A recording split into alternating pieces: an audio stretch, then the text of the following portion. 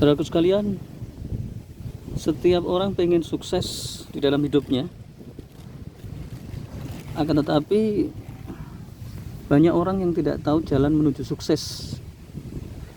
Ada kalanya ada seorang anak ketika ditanya ibunya atau orang tuanya pengen jadi apa, maka anak tadi itu dengan polosnya pengen menjadi misalnya tentara atau dokter ataupun guru ataupun jaksa ataupun bisnismen kalau dia tahu. Kemudian orang tuanya mengarahkan sesuai dengan pemahamannya. Singkat kata, orang tua berharap anaknya lebih baik dari mereka, dan itu baik. Saudaraku sekalian, sahabat yang seiman, yang insya Allah dimuliakan oleh Allah, jalan menuju sukses itu terjal, dan itu adalah sebuah keniscayaan. Jadi kalau kita misalnya tahu kisah orang-orang sukses ya, jadi taruhlah misalnya Kentucky Fried Chicken ya, yang pendirinya namanya Colonel Sanders, seorang bekas atau mantan tentara angkatan laut ya, yang kemudian pensiun. Kemudian dia nganggur. Dia ingat bahwa suatu saat dia pernah dimasakkan oleh ibunya ayam goreng. Kemudian dengan modalnya sekitar $60, dia berusaha menjajakan ayam racikan dari ibunya. Dan pada saat itu Kolonel Sanders sudah usianya sekitar 65-an ya. Di usia yang sudah tidak muda lagi itu, ini patut kita jadikan sebuah ibroh atau semangat tentang kesemangatan menuju sukses. Apa yang terjadi kemudian? Maka dia menawarkan ayam goreng ya ke doors, knocking to the doors from door to doors. It's about more than 10,000 times. Dia menawarkan ayam goreng dari pintu ke pintu ya. Jadi persis nyanyiannya Ebit G. Ade, dari pintu ke pintu ku coba tawarkan nama ya. Jadi semua itu berawal dari penderitaan yang sangat parah ya. Tidak ada orang sukses itu langsung ke langit itu. Kalau ada itu dia gampang jatuh ya. Jadi ini ujian yang luar biasa. Jadi jualan Kentucky Fried Chicken, di Kentucky itu nama daerah bagian negara Amerika Serikat. Jadi kemudian fried chicken itu ayam goreng yang kita kenal sekarang ini, dengan kegagalan lebih daripada 10.000 kali. Anda bisa bayangkan ya, saya membaca kisah orang-orang sukses itu tidak ada yang melebihi dari hebatnya Kolonel Sanders ya. Pertama, apa hebatnya? Yang ditawarkan ayam goreng. Coba bayangkan, ayam goreng bukan apa ya, sesuatu yang lumrah kita temui di mana saja ya. Jadi kalau seseorang menemukan sesuatu yang tidak ada menjadi ada, itu mah biasa itu maksudnya banyak ya. Tetapi ini menawarkan sesuatu yang sudah ada, dikemas menjadi sesuatu yang luar biasa. Dan yang lebih hebat itu 10.000 kali, men. 10.000 kali itu bukan 100 kali, juga bukan 1.000 kali, 10.000 kali ditolak. Dan orang kan sudah tahu bahwa ayam goreng itu semua orang bisa memasaknya, bisa membuatnya. Tapi ini 10.000 kali. Baru kemudian 10.000 kali gagal, satu. Nah, plus satu ini baru kemudian dia menjadi sukses. Singkat kata begitu ya. Apa pelajaran yang bisa kita ambil dari sini? Yang pertama adalah bahwa Allah akan menolong hambanya sesuai dengan tingkat kesulitan hambanya. Semakin hamba itu sulit, maka semakin dekat pertolongan ya. Jadi kalau bagi orang-orang yang mencari jodoh, khususnya Gus Fatih atau saudaraku seiman lainnya, misalnya Ustadz Abdurrahman atau Ustadz Abdurrahim atau Ustadz yang sekarang ini banyak para janda ya, otomatis banyak juga para duda ya. Di tengah pandemi yang luar biasa ini, sampai kiamat kali pandeminya ini. Ini pandemi itu ada, tetapi lebih ada rekayasa global. Jadi saya tidak henti-hentinya menyampaikan karena saya tahu masalahnya. Saya punya data banyak, saya punya video yang mana connecting the dot fast. Jadi Tasful Kutot connecting the dot itu membongkar rahasia. Orang percaya nggak percaya bukan urusan saya. Yang penting saya menyampaikan kebenaran. Perkara pengikut sedikit itu bukan masalah. Nabi Nuh saja ratusan tahun sampai 800 tahun, pengikutnya cuma 80 orang.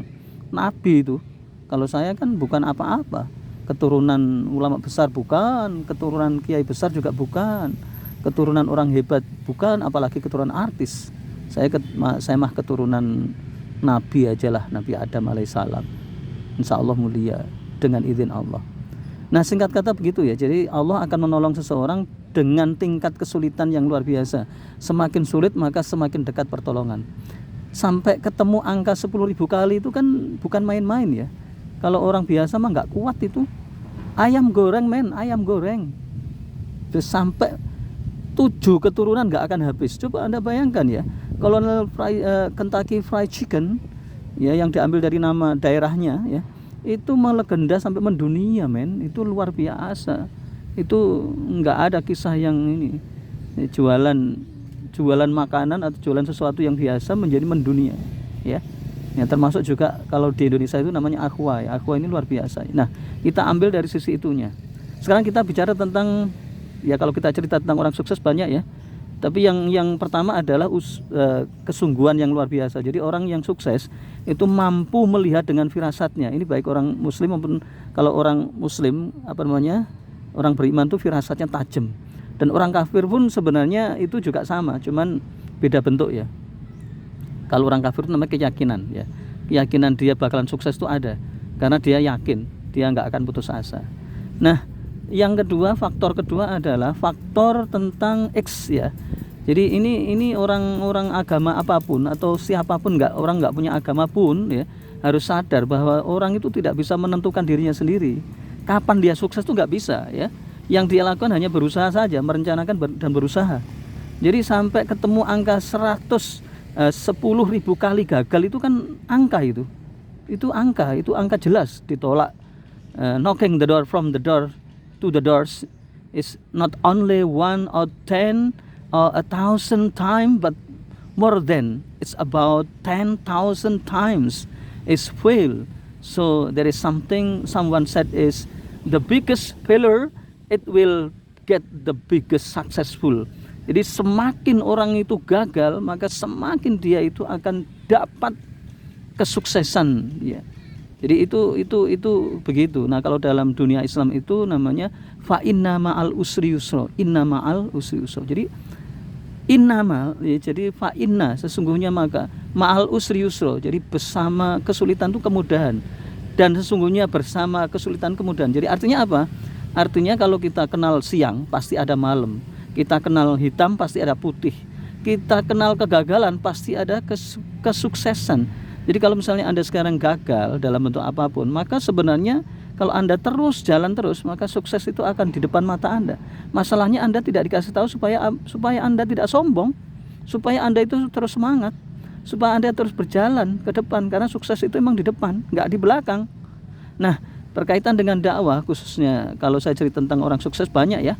Tapi intinya sama ya, Kalau di dalam Al-Qur'an dikatakan a'udzubillahi minasyaitonirrajim, bismillahirrahmanirrahim, walan tajida li sunnatillahi tabdila. Dan engkau tidak akan pernah menjumpai sunnah Allah itu berubah. Artinya apa? Artinya nabi pun itu diajarkan oleh Allah berjuang tanpa lelah. Coba Anda lihatlah nabi-nabi yang luar biasa, khususnya nabi yang bergelar ulul azmi minar rusul, yakni Nabi Nuh alaihissalam yang sudah saya sebutkan tadi 800 tahun. Itu pengikutnya cuma 80 orang. Kemudian Nabi Musa alaihissalam yang diabadikan di dalam Al-Quran, mulai surat Al-Baqarah dan surat-surat lainnya, itu Masya Allah ujiannya berat, sehingga mendapatkan tempat yang mulia. Salah satunya apa? Beliau itu diajak oleh Allah ngomong langsung. Coba bayangkan, mana ada Nabi yang diajak ngomong oleh Allah langsung kalau nggak Nabi Musa alaihissalam. Itulah kenapa Nabi Musa alaihissalam itu mendapatkan cobaan yang Masya Allah. Sampai dia itu mendoakan umatnya Rasulullah itu supaya syariatnya tidak seberat dulu ya, karena tahu Nabi Bani Israel aja beratnya minta ampun kayak gitu. Kemudian juga Nabi Isa alaihissalam yang Masya Allah sampai sebegitunya luar biasa cobaannya. Dan tentu baginda Rasulullah Muhammad sallallahu alaihi wasallam ya. Ini yang luar biasa, sehingga Nabi yang paling mulia di antara manusia sejagat raya dan dari dulu sampai kiamat itulah Rasulullah Muhammad sallallahu alaihi wasallam, karena perjuangan beliau itu yang luar biasa ketika diutus sebagai nabi dan utusan itu selama 23 tahun itu tidak pernah istirahat, tidak pernah leyeh-leyeh ya. Jadi kalau misalnya Anda yang sekarang usianya 50 tahun terus Anda didoktrin oleh Belanda leyeh-leyeh, santai-santai di pinggir danau kayak seperti ini ya, ini kan enak sekali ya. Itu apalagi danaunya luar biasa, apalagi ada orang, wah nanti saya umur 50 tahun saya di puncak Bogor atau misalnya di Prigen ataupun di mana gitu ya, leyeh-leyeh santai-santai menunggu mati. Wah ini bodoh banget ya, itu doktrin Belanda itu. PNS santai-santai, ya Allah ini nggak ngerti tujuan hidup ini. Padahal dia bisa beribadah dengan sungguh-sungguh berdakwah. Harusnya kalau sudah finish itu kan dia bersungguh-sungguh ya, harusnya tahu jatah hidupnya itu menjelang angka kematian itu harusnya mengumpulkan bekal, karena dunia mazratul akhirah. Karena dunia ini bekal, dia bisa berzikir setiap saat, dia bisa menulis untuk dakwah setiap saat, dia bisa ceramah setiap saat, bisa memotivasi, bisa menolong orang, bisa mendoakan orang, dan itu harus dilakukan. Coba lah Rasulullah Muhammad SAW, coba beliau itu tidak pernah istirahat. Coba bayangkan ya, ketika malam hari, ini kisahnya dari Abu Bakar dan sahabat lain, ketika pada saat itu malam hari kira-kira jam 12 malam itu beliau setelah menyelesaikan satu masalah dengan sahabat-sahabatnya, pisahlah, ibarat kata pulang untuk tidur. Nah tiba-tiba di tengah malam, habis itu berapa jam kemudian itu terjadi huru-hara, terjadi masalah. Nah para sahabat mengira Rasulullah pasti ketiduran, ternyata huru-hara tadi Rasulullah sudah di tempat situ menyelesaikan masalah. Masya Allah, coba Anda bayangkan, apa ada pemimpin dunia yang seperti ini? Makanya Rasulullah itu sampai menangis, sampai sedih, dan doanya Rasulullah itu dikabulkan oleh Allah. Jadi salah satunya adalah supaya umatnya ini oleh Allah diampuni dosanya dan diberi keistimewaan. Nah ini doanya Rasulullah, sampai akhir ayatnya beliau bilang ummati, ummati, ummati, umatku ya Allah, umatku ya Allah, umatku ya Allah. Aneh, umatnya yang didoakan dan diperjuangkan oleh Rasulullah, ternyata umatnya santai-santai saja, umatnya cuman nyanyi-nyanyi saja. Aku cinta Rasul, cinta Rasul. Buktikan kalau Anda cinta Rasul, ya betul-betul memperjuangkan Islam secara kafah, secara syamilan, mulai dari ibadah, mulai dari ekonomi, mulai dari politik, mulai dari negara. Jangan takut. Kalau Anda takut manusia menyampaikan bahwa Islam mengatur negara, itu Anda sama dengan takut seperti hewan. Hewan aja nggak takut sama manusia, masa Anda takut sama manusia? Jabatan itu mah kecil ya. Jadi kalau Anda yakin pada Allah, maka Allah, kalau Anda takut pada Allah, maka Allah jadikan seluruh manusia itu takut pada Anda ya. Jadi kalau Anda takut manusia, misalnya takut sama presiden, takut sama menteri, takut sama bupati dan seterusnya, takut sama jabatan, maka ketahuilah saudaraku, Anda itu ya tidak lebih dari orang yang Allah ciptakan punya telinga tapi nggak digunakan, punya hati nggak digunakan, punya mata nggak digunakan. Hewan aja nggak takut sama manusia, itu hewan. Apakah hewan punya iman? Hewan nggak punya iman tetapi punya naluri beragama. Sabbaha lillahi ma fis samawati wa ma fil ardi. Hewan itu takutnya hanya pada Allah. Hewan itu takutnya pada Sang Pencipta ya. Andai kata dia punya akal, dia akan mengatakan manusia yang busuk itu adalah manusia yang munafik. Dia menyembah Allah tapi takut pada manusia. Dia setiap hari sholat tapi tidak ngerti apa yang dia baca. Bukankah ketika dia takbiratul ikram Allahu Akbar ya, di situ dia berikrar bahwa yang besar hanya Allah ya, yang besar hanya Allah, tetapi dia ternyata tidak bisa mengamalkan apa yang dia sampaikan. Saudaraku sekalian, perjuangan dakwah ini memang luar biasa. Saya bersyukur sekali ya, dan saya bersyukur dari 7 tahun yang lalu, pada saat negeri ini ada detik-detik menuju penuh dengan fitnah. Jadi sekarang ini negeri ini difitnah ya, mulai dari 7 tahun yang lalu ya. Itu alhamdulillah, ini tahadus binikmah ya. Al-Fakir punya firasat bahwa negeri ini akan diuji dengan ujian yang berat, dan ini menurut saya itu bagus ya. Karena pemimpinnya benar-benar keras anti-Islam ya. Dan ini didukung oleh para buzzer istana dan badut istana, mulai dari kiai, habaib, ulama ya. Pada saat inilah semua diuji dengan ketegasan dan keistiqomahan. Pada saat ini kita akan menyaksikan ujian yang hitam putih. Orang akan dihisab berdasarkan sebuah keyakinannya. Kalau dia yakin pada apa yang dia lakukan, maka dia akan dikasih kebaikan sesuai dengan apa yang dia yakini dan dia lakukan. Tapi kalau orang itu tidak yakin terhadap apa yang dia lakukan, maka sesungguhnya Allah Maha mencatat segala amal setiap perbuatan hambanya. Coba dibuka surat Yasin. Di dalam surat Yasin itu ayat 65 Allah sampaikan, a'udzubillahi minasyaitonirrajim, bismillahirrahmanirrahim. Al-yauma nakhtimu ala afwahihim wa tukallimuna aydihim wa tashhadu arjuluhum bima kanu yaksibun. Al-yauma ay fi yaumil qiyamah nakhtimu ala afwahihim wa tukallimuna aydihim, dan kami tutup mulut mereka pada hari kiamat itu, dan yang berbicara pada kami adalah anggota badan kita. Jadi orang-orang munafik itu adalah orang yang paling tidak beruntung di dunia dan akhirat. Di dunia dia imannya itu iman yang kacau ya. Dia sholat tapi nggak ngerti sholat, nggak menyembah Allah. Imannya penuh dengan keraguan. Kalau orang ragu-ragu kan orang yang paling menderita ya. Beda dengan orang beriman. Kalau orang beriman itu orang yang hakul yakin. Dia yakin sukses itu di depan mata. Meskipun sekarang rintangan. Sekarang ini ada aksi 212 yang digagalkan oleh rezim diktator ini ya, pada hari ini ya. Maka apa yang kita lakukan itu terus berdakwah ya. Yang kemarin mau ditujukan di Sentul ya, di Adzikro ternyata ada surat edaran nggak boleh. Dan sekarang kita lihat berita terkini di apa namanya, di gedung Patung Kuda nggak ada, itu artinya dilarang ya. Ini nggak masalah, ini justru rintangan bagi saya, senang-senang saja kita bisa melakukan perlawanan dakwah ini dengan banyak cara, dengan dakwah di tengah masyarakat. Dakwah itu tidak harus di masjid, dakwah itu bisa di kayak danau begini ya. Saya pernah melakukan dakwah itu di Tunjungan Plaza ya, Tunjungan Plaza mall terbesar di Surabaya. Itu tahun 2005-an ya. Ngisi pengajian jam 1 dini hari sampai menjelang subuh. Ya bisa, kemudian di RT, di tingkat RT, kemudian di mana banyak lah ya. Dan kemudian bisa lewat YouTube, bisa lewat macam-macam. Jadi ini adalah sebuah usaha tanpa lelah. Ya, kita percaya pada janji Allah pada ayat tadi 65 tadi surat Yasin. Semua ini menjadi catatan besok yaumul qiyamah. Jadi saya nggak peduli orang mau dengar mau tidak, orang mau benci mau puji, bagi saya nggak ada masalah. Yang penting saya bisa berbuat untuk Islam ya.